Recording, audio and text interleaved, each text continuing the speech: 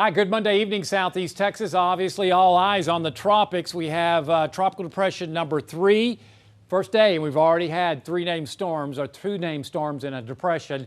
Looks like a very active season this year, unfortunately. As you can see, Hurricane Center takes this and keeps it in the Bay of Campeche. I don't like that. That could become Cristobal coming up later tonight. And by Saturday, they have it southeast of Brownsville and south of Morgan City, Louisiana, with winds of 60 miles an hour as it heads towards the north and west. 2 scenarios here. First scenario is it makes landfall along the coast of Mexico and dissipates. That is a possibility. Second possibility is that it makes landfall, stays out in the Bay of Campeche, one of those 2, but another piece of energy comes around and that becomes a new low.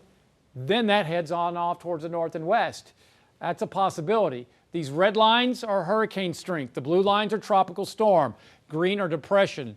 So right now, there is a pretty decent consensus that this will show Texas or Louisiana as we head into early next week. So again, this could dissipate over Mexico and we get another piece of energy to rotate on in. That's a possibility, or it dissipates altogether.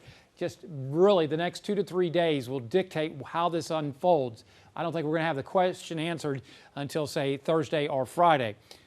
Regardless, if this scenario pans out, and we're not saying it is, not a lot of confidence right now, the track or the steering currents would have this moved on off towards the northwest. I think if this materializes, this could be a hurricane offshore from Louisiana and Texas as we head on into Sunday.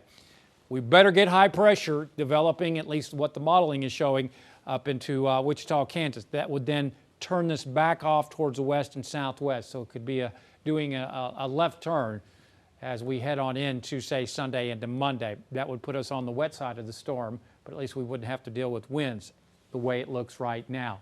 Again, next 2 to 3 days, I think it's going to be a lot of uncertainty, but we ought to have a little more idea as we head on into Thursday and Friday. Maybe isolated showers across southeast Texas tonight. Low temperatures only into the low to mid 70s, so way above normal.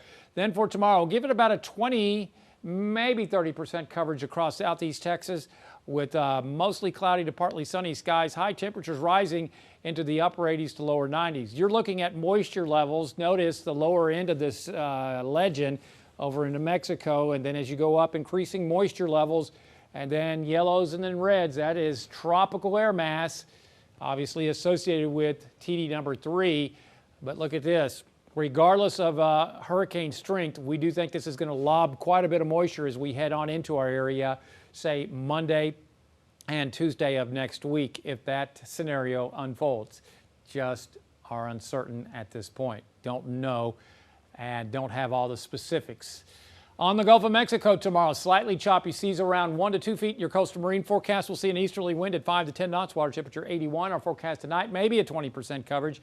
Otherwise, mostly cloudy. We'll see light northeasterly winds develop. Tomorrow, a 20% coverage. Otherwise, about 90 degrees in Beaumont, Jasper, Buna, and Kuntz, 88 in Mid-County. And heat indices tomorrow will likely rise into the lower, perhaps mid-90s across southeast Texas. So a hot afternoon.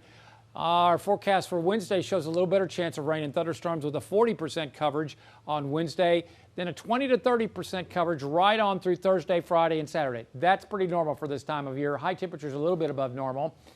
Then as we head into Sunday night, we'll see increasing cloudiness. If something gets in the northwest Gulf of Mexico, then we could see locally heavy rainfall and gusty winds coming up on Monday. But that is highly uncertain at this point. Download our app, follow us on Facebook and Twitter, and as always, there's more weather at 12newsnow.com.